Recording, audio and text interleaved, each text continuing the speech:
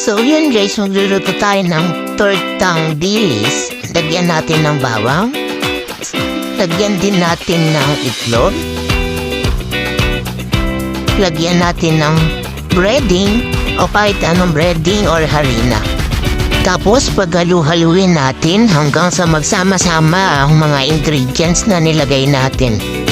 Pag napagsama-sama natin, ihanda natin ang pambalakasan natin kawali at lagyan ito ng mantika. At kapag mainit na ito, pwede na natin ilagay ang ating tortang dilis para maluto na natin.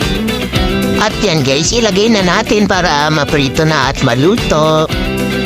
Dagdagan lang natin ng itlog para hindi puro dilis lang din.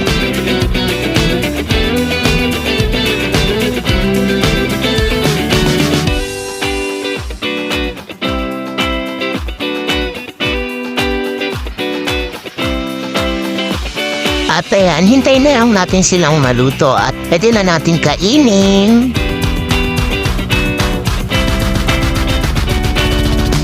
Ayan na guys, luto na siya. Pwede na kumain.